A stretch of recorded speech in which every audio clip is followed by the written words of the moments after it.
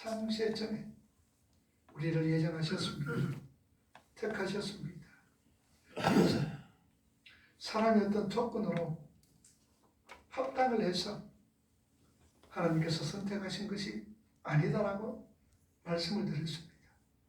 그 신뢰로 야곱과 에서의 얘기를 하면서 태중에 있을 때에 하나님은 야곱을 사랑했고 에서를 미워했다라고 말씀드렸습니다. 하나님의 선택은 하나님의 기쁘신 뜻에 의하여서 우리를 예정하셨다, 선택하셨다라고 말씀을 드렸습니다.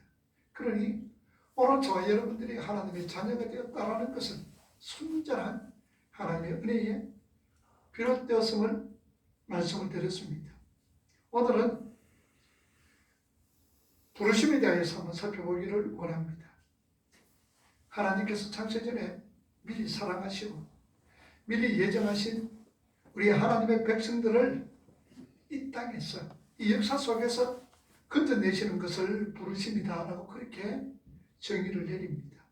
그래서 이 부르심은요, 우리 기독교의 본질이요, 우리 기독교의 핵심입니다. 로마서 8장 30절 말씀에 보면 또 미리 정하신 그들을 또한 부르시고 부르신 그들을 또한 의롭다 하시고 의롭다 하신 그들을 또한 영화롭게 하셨다라고 말씀을 드립니다.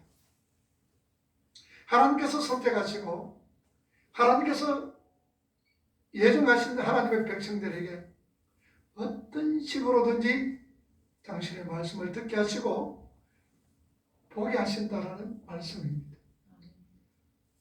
히어링이니까 조금 낮추세요. 소리가 울리잖아요.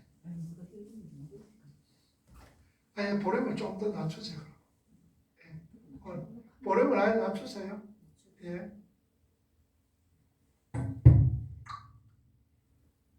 하나님께서는 선택하시고 또 하나님께서 예정하신 우리 백성들에게 어떤 식으로든지 하나님의 말씀을 듣게 하시고 또한 보게 하십니다.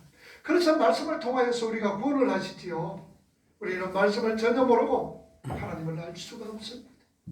그래서 호산나 호세아 성도들 그 신지는 백성들에게 하나님을 알아라, 힘써 알아라 라고 말씀을 하고 있습니다. 우리는 하나님 말씀을 전혀 모르고서는 하나님을 알 수가 없어요. 그래서 하나님은 부르시면 반드시 뭐로 통하여서 말씀을 통하여서만이 우리에게 주시는 거예요. 그 후에 영국의 유명한 설교가 스폴전 목사님이셨습니다. 그 스폴전 목사님이 됐습니다. 스폴전 목사님이 설교가 신문에 났습니다. 신문에 기재를 합니다. 그래서 그 신문에 기재한 그 설교 말씀을 누가 그 설교 말씀을 읽었느냐? 소포를 전달하는, 요새 말하면 택배기사가 소포를 신문지에 썼습니다. 스폴전 목사님이 설교하셨던 그 설교문이 기재됐던 신문에 소포를 뚫뚫뚫 사서 소포를 붙이는데 그 택배기사가 그것을 보면서 스폴전 목사님의 설교를 읽기 시작을 했습니다. 그러다가 회심했다는 유명한 일화가 있습니다. 그렇게 소명은 하나님의 말씀을 통하여서 일어납니다. 하나님의 말씀이 세상에 많이 던져졌습니다만 그것에 반응하는 자들은 어떤 자냐? 그 하나님의 말씀을 깨닫고 이해하는 자는 어떤 자냐? 하나님께서 창세전에 택하신 하나님의 백성들만이 하나님의 말씀이 선포되어질 때에 이해가 되지고 깨달아진다는 말씀입니다. 하나님의 말씀에 어떤 자가 반응을 하느냐? 바로 창세전에 미리 예정된 사람만이 하나님의 말씀 앞에서 반응할 수가 있습니다. 아무리 세상적으로 똑똑하고 학식이 많이 가졌다 할지라도 성령께서 그 눈을 열어주시지 않는다면, 성령께서 그 말씀을 깨닫게 하시지 않는다면 도저히 하나님의 말씀을 볼 수가 없고 깨달을 수가 없는 겁니다. 또 우리 교회 주위에 리더들이 또 있죠. 똑똑한 사람들이 많습니다. 신천지에 속한 사람들도 똑똑한 사람들이 많고요. 교회 직분자들이 그곳에 많이 갔습니다. 왜 그렇습니까? 똑똑하다고 해서 하나님 말씀을 이해할 수 없고, 내가 세상적인 학식이 많다고 해서 하나님의 말씀을 깨달을 수가 없다라는 사실입니다. 그러게 고린도전서 1장 18절에서 21절 말씀해 보면은 한번 봅시다. 십자가의 도가 멸망하는 자들에게는 미련하게 해요. 구원을 얻는 우리에게는 하나님의 무엇이다? 능력이다. 19절 기록된 바 내가 지혜 있는 자들이 지혜를 멸하고 총명한 자들의 총명을 펴리라 하셨으니 20절 지혜 있는 자가 어디 있느냐? 선비가 어디 있느냐? 이 세대의 변사가 어디 있느냐? 하나님께서 이 세상의 지혜를 미련케 하신 것이 아니냐? 21절 하나님의 지혜에 있어서는 지혜로 자 세상이 자기 지혜로 하나님을 안다 모른다? 못한다. 하나님께서 전대히 미련한 것으로 믿는 자를 구원하시기를 기뻐하셨다. 세상의 지혜로 하나님을 알 수가 없어요. 학식과 사람들과 예모야 상관없이 하나님께서 창세전에 예정하시고 불러내신 사람만이 복음을 알아듣습니다. 그들만 그 부르심에 반응을 한다라는 말씀입니다. 그러게 디모데후서 1장 9절 말씀에 보면은 하나님이 우리를 구원하사 그 거룩하신 부르심으로 부르심은 우리의 행위대로 하심이 아니요 오직 자기의 뜻과 영원한 때 전부터 그리스도 예수 안에서 우리에게 주신 뭐대로 은혜대로 하심이라. 한번 보세요. 디모데후서 1장 9절 다시 한번 보세요. 하나님이 거룩하신 부르심으로 부르심은 우리의 뭐대로 행위대로 하심이 아니요 오직 자기 뜻과 그리스도 예수 안에서 우리에게 주신 은혜대로 하셨더라. 그리고 부르신 자들을 하나님은 의롭다라고 말씀을 합니다. 자, 그러면요 우리는 성경에 나오는 의롭다라는 그 개념을 잘 이해를 하시고 있어야 됩니다. 우리가 칭의하면서도 정말 의가 무엇인지 모르면서 살아가는 사람들이 얼마나 많습니까? 여러분 성경에는요 의롭다라고 하시는 것은 죄를 짓지 않는 올바른 삶을 얘기하지 않습니다. 아이 저 사람 참 의롭다라고 얘기할 때에 그 사람이 전혀 죄와 상관없는 자, 상관없이 살아가는 자를 의롭다라고 성경은 얘기를 하지를 않습니다. 여러분 성경에서 의롭다고 하는 것은요 항상 관계를 얘기를 합니다.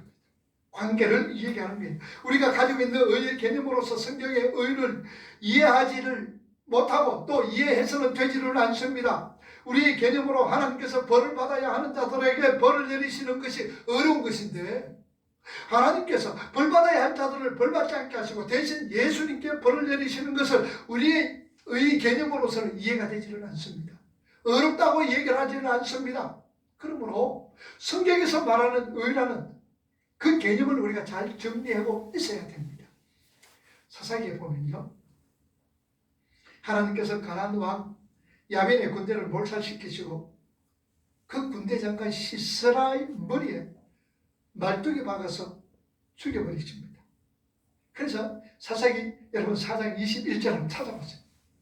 사사기 4장 21절 한번 찾아보세요. 성경에 나와서 21절 읽어봅니다. 그가 깊이 잠전에 해변에 하나의 나에게 상과 말뚝을 가지고 손에 망망이를 들고 그에게로 가만히 가서 말뚝을 그 살짝에 박으면 말뚝이 껴들고 땅에 박히니 시스라가 자 이런 거 보세요. 하나님께서 가나안 왕 야빈의 군대를 몰살시키고 군대 장관 시스라의 머리에 말뚝을 박아 죽여버렸습니다. 그런데요 사람을 죽이는 이 사실을 더불어는 그 행위를 뭐라 그러냐 의롭다라고 표현을 합니다.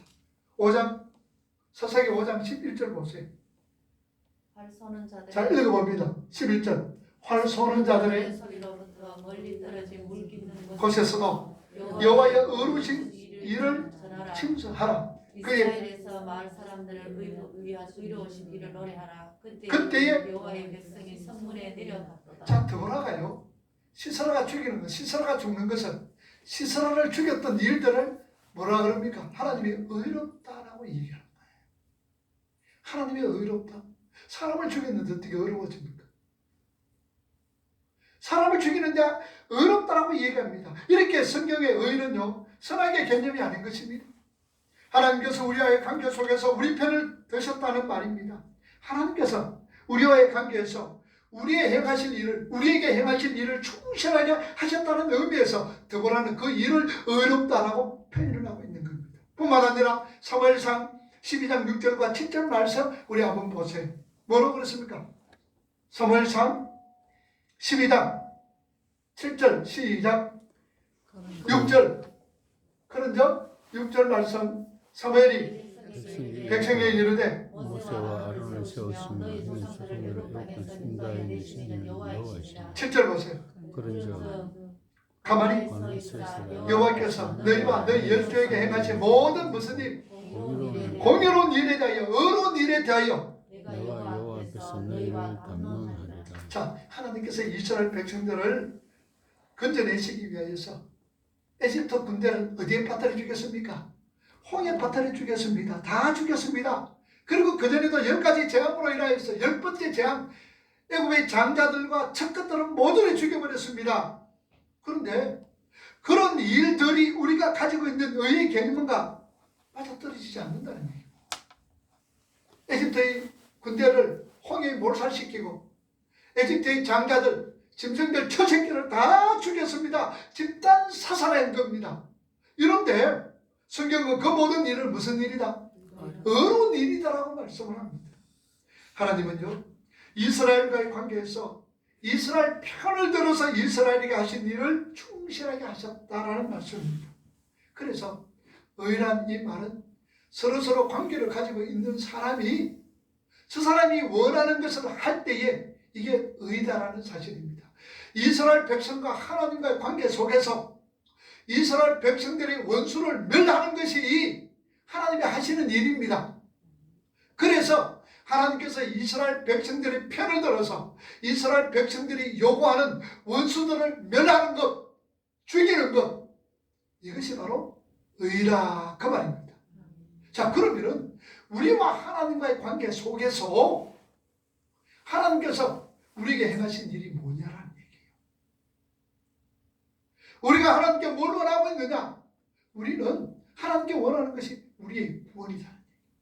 죄와 허물로 죽었던 저와 여러분들을 하나님이 살려주세요. 하나님과 관계 속에서 우리가 요구하는 것은 구원이다라는 사실입니다.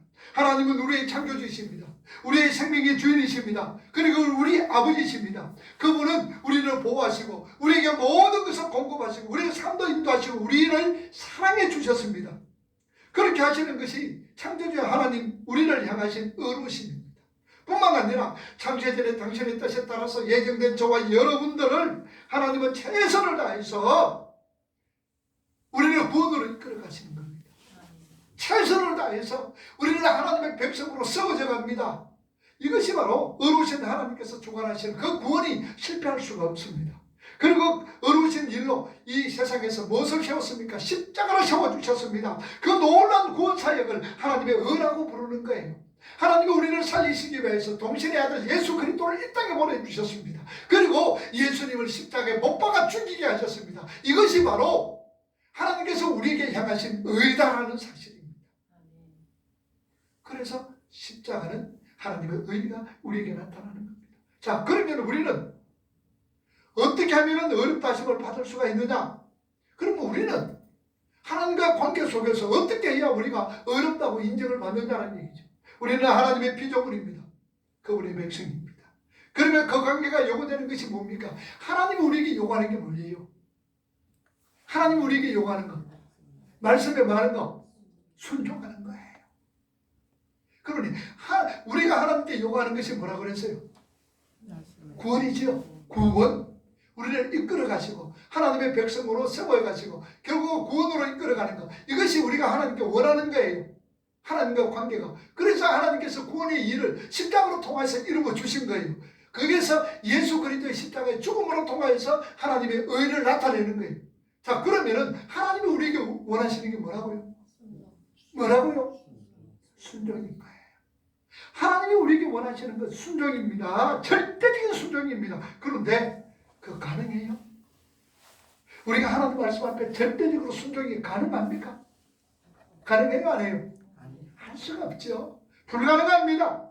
그것을 우리 주 예수 그리스도께서 완전하게 이루어 우리에게 전가시켜 주셨습니다.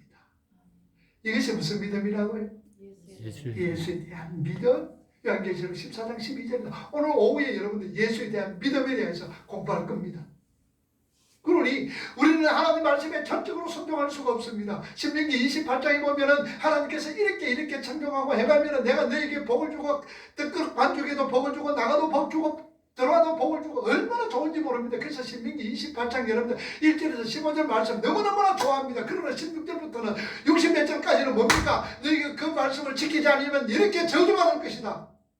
그런데 우리는 말씀에 순종하고 말씀을 지킴으로 통해서 복받을 자들입니까? 아니면 말씀에 순종하지 못해서 저주받을 자들이에요? 네? 저주받은 자. 저주받을 자들입니다. 우리는 말씀에 순종할 수 있어요. 우리 죽은 자리. 택도 없는 소리죠. 불가능합니다. 그러니까 이것은 누구에 대한 이야기예요? 예수 그리스도에 대한 이야기입니다. 그래서 예수님께서 말씀에 전적으로 순종을 하시고 말씀을 다 이루시고 그리고 나서는 말씀의 순종을 누가 했다? 네가 했다. 죽은 사 네가 했다. 최 집사님, 우리 김 집사님, 방 집사님, 우리 김 권사님, 저기 우리 허 집사님, 우리 최 집사님, 네가 했다라고 증가시켜 주시는 거예요. 그게 예수에 대한 믿음이다라는 얘기예요. 그래서 우리는 예수 그리스도의 순종으로 통해서 우리가 의롭다 인정을 받았다 그 말입니다. 착한 일을 할 수 있는 새 사람이 되었다는 말 아닙니다. 죄 짓지 않고 죄와 상관없는 자로서 살아간다는 그런 말이 아닙니다. 우리가 어렵게 된 것은 모두 예수 그리스도의 순종에 의해서 비롯되어진 거예요. 그래 우리 어렵습니까? 안 어렵습니까? 우리가 어려운 자가 되었어야 어렵지 않는 자가 됐어요. 어려운 자가 돼. 어려운 자가 됐습니다. 어려운 자가 되는 거예요. 누구를 통하여서? 예수 그리스도. 예수 그리스도를 통해서 우리는 어려운 자가 되는 거예요. 그러므로 우리에게 부어진 하나님의 의가 어떤 것인지를 아는 사람은요 어렵게 된 자들이. 그러면 이렇게 어렵게 된 자들은 이제는 그 하나님의 의에 감격하여 이 땅에 살아가면서 순종의 삶을 살게 되는 거예요. 그리고 다시 말에 어려운 삶을 경주하게 되어진다는 얘기입니다. 제가 흔히 자꾸 얘기를 합니다. 가끔씩 또 얘기도 합니다. 우리가 하나님 앞에 헌신하고 봉사하고 충성하는 것 여러분들 굉장히 귀한 일입니다. 하지 말라는 얘기 아닙니다. 하셔야 됩니다. 근데 어떤 단계 속에서 하라고요? 감사와 기쁨. 감사. 구원해 주신 그 하나님이 나를 불쌍히 여겨 주셔가지고 긍휼해 주시는구나. 나를 불쌍히 여겨 주셨구나. 감사합니다. 하나님 나를 긍휼해 주셔서 하나님의 백성으로 삼아주시고 나를 어렵게 해주셔서 감사합니다. 진정한 감사가 있고 내 자신을 하나님이 긍휼히 여겨주시라고 고백되어질 때에 그때는 여러분들 어떤 일을 하세요? 어떤 일을 하시더라도 마음속에 기쁨과 평강이 있으면서 그 일로 인해서 더욱더 하나님께서 우리에게 상 주시는 거예요. 그 상이 뭐예요? 하나님의 속성 성경의 9가지 열매가 주렁주렁 우리에게 맺도록 해주신다 그 말입니다. 절대로 그전에는 여러분들 일하면 하는 것만큼 손해예요. 하는 것만큼 손해예요. 왜 그러느냐? 내가 하나님의 긍휼하심을 믿지 못하고요. 내가 하나님이 내 자신을 갖다 잘 알지 못하면서요. 그냥 구원받았다는 그 잠시 어떤 감정에 빠져서 일을 하게 되면 반드시 여러분 넘어집니다. 그 일로 인하여서 더욱더 신앙으로서 어려움을 당하겠다는 거예요. 그래서 여러분들 하나님 은혜 감사합니다. 참 감사합니다. 하나님 나를 긍휼. 그래서 저는 요새 기도할 때요. 저는 다른 기도 안 합니다. 저 헌금기관 하나님, 성령 하나님 도와주세요. 성령 하나님 살려주세요. 내 자신을 되돌아보니까요. 점점 내 자신이 보잘것없고 부족한 걸 느끼는 거예요. 그래서 다른 기도 안 합니다. 성령님 살려주시고 성령님 도와주시고 성령님 하나님 나를 긍휼히 여겨주세요. 그러면서 설교를 준비하고 이런 마음으로서 제가 말입니다. 이 강의 준비를 하면요.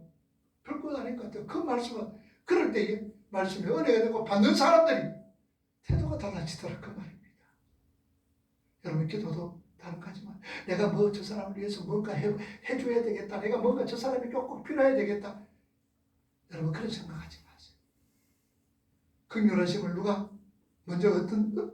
긍휼함을 입으라고요? 자기 자신. 누구가? 내 자신. 하나님.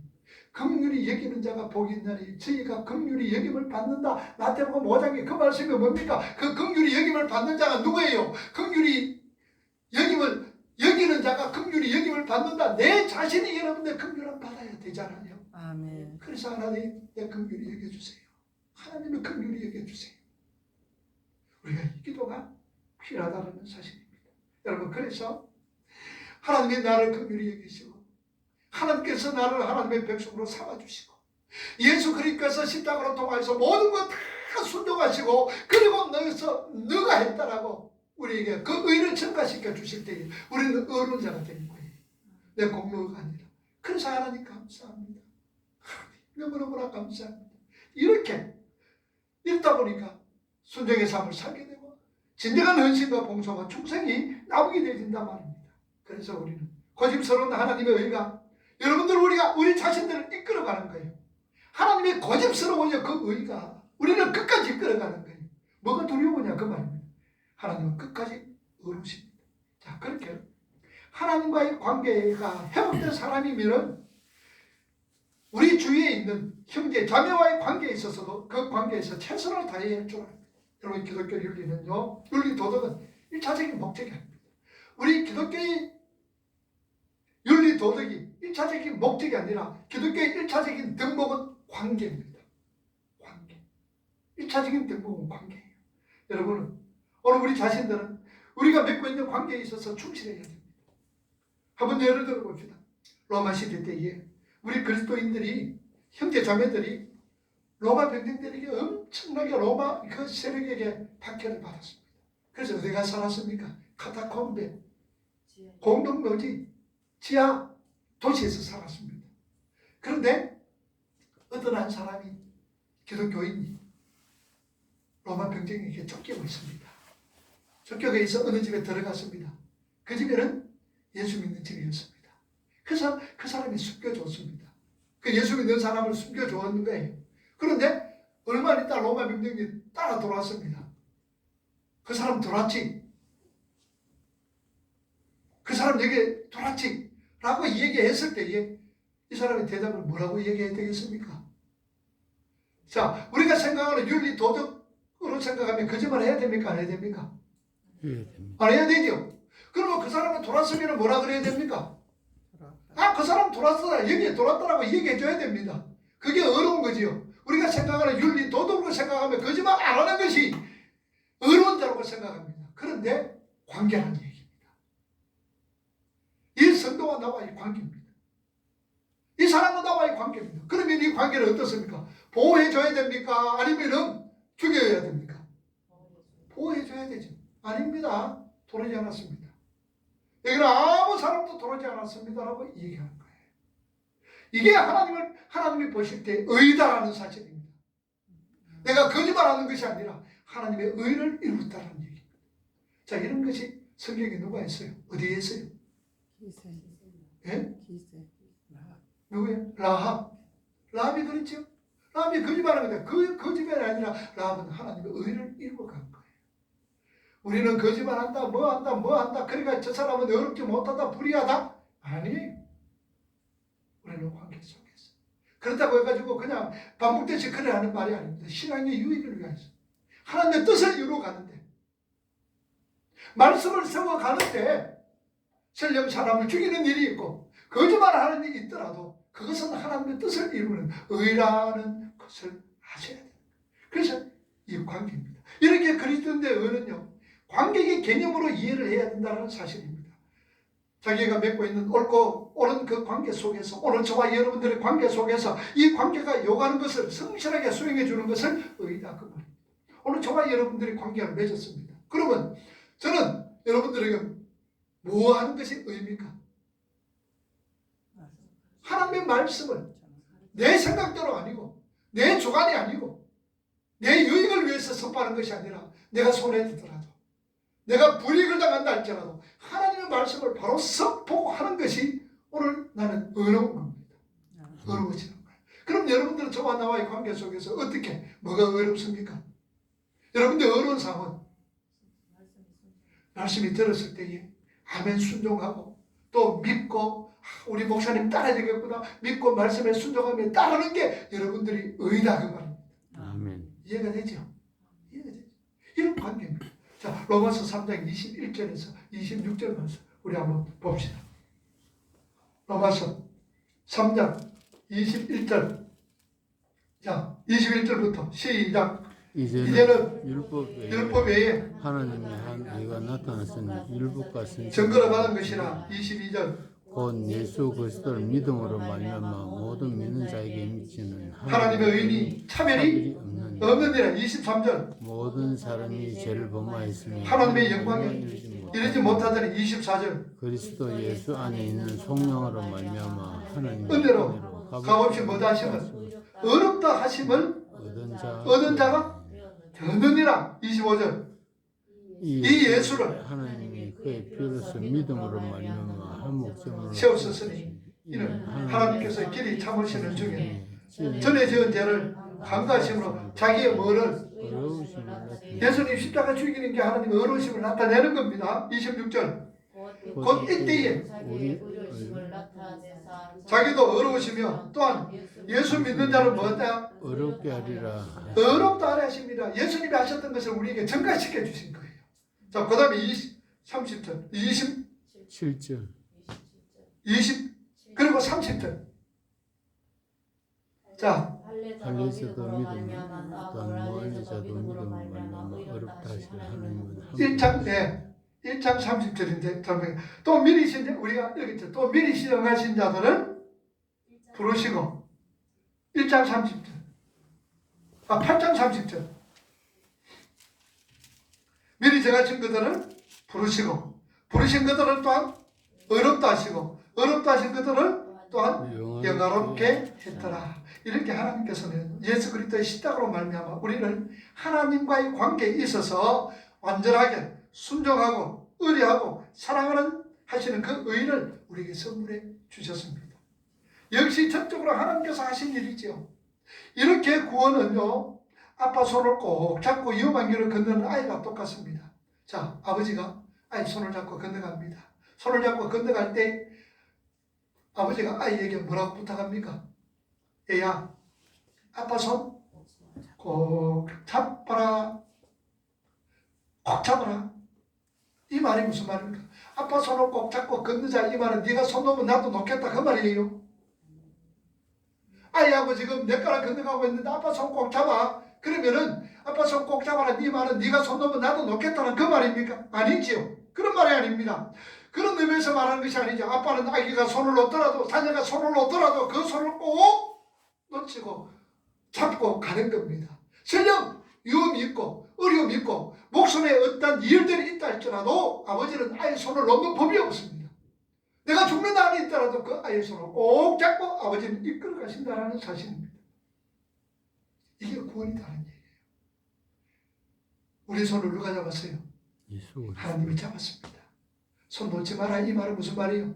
네 손 놓으면 나도 놓겠다는 말이 아닙니다. 끝까지 잡고 아이가 손이 힘이 없어서 손을 놨어요. 손을 놓치면서도 아버지는 그 손을 잡고 아이를 끝까지 이끌어 간다라는 사실입니다. 바로 이것이 구원은요, 사랑하는 우리 아버지의 손에 이끌려가는 아름답고 따뜻한 것이지요. 그래서 우리의 구원을 끝까지 이루어가는 거예요. 자, 그래서 예정을 했습니다. 불렀습니다. 어렵게 하셨습니다. 그 다음에는 뭡니까? 30절에 보니까 로마서 8장 30절에 뭐 하셨을 거냐? 어렵다 하신 그들을 또한 영화롭게 하셨더라. 영화롭게 하셨더라. 자, 그러면 우리는 어때요? 벌써 영화로워졌어요? 아니면은 아직까지 덜 영화로워졌습니까? 영화로워졌습니다. 오늘 성경 말씀 보니까 영화롭게 뭐 하는 겁니까? 하셨느니라 이 말은 과거잖아요. 과거입니다. 여기서 영화롭다, 영광이란 이 말은 독사센이라는 것. 독사센이란 이 말은 독사조가 영광입니다. 헬라 말로 독사조라는 말은 영광인데요. 독사센이란 이 말은 과거 시제입니다. 과거 시제. 그러니까 우리가 이미 뭐졌다는 얘기가 영화로워졌다는 얘기입니다. 단정지 하나님이 선포해버리는 거예요. 이걸 신학 용어로 뭐라 그러느냐? 예언적 과거라 그래요. 그러니 우리를 하나님께서 뭐로 만들었나? 영화롭게 했다는 얘기입니다. 예언적 과거인 거예요. 예언적 과거. 하나님께서 일단 하시기로 한 것은 이미 이루어진 것과 다름이 없기 때문에 과거 시대로 서버린 거예요.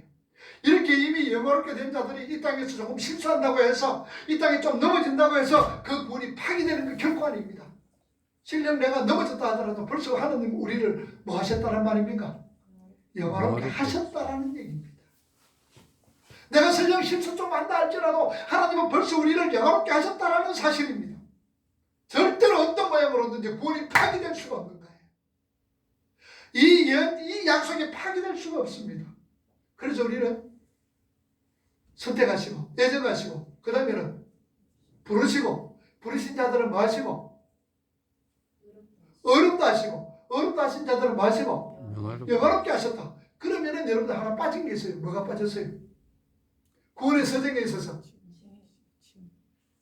자 예정하셨습니다. 그 예정한 자를 불렀습니다. 그 부른 자를 어렵다 하셨습니다. 어렵다 하신 자들은 오늘 뭐 했다고? 영화롭게 하셨습니다. 그 어렵고 영화로운 사이에 뭐가 있어야 돼요? 성화가 빠졌죠. 성화. 이제 잘합니다. 성화가 빠졌어요. 왜 빠졌을까? 여러분 성경에 왜 빠졌을까? 이 말은요. 성화라는 것은 영화의 시작이며 과정입니다. 성화는 영화의 시작이며 과정이며 영화는요. 성화의 완성이고요. 성화와 영화가 서로 떨어질래야 떨어질 수 없는 존재라는 사실입니다. 자, 그러니까 우리를 어렵게 하시고 영화롭게 하셨던 영화롭게 하시기 위해서는 반드시 뭐합니까? 성화 과정을 건너가야 된다.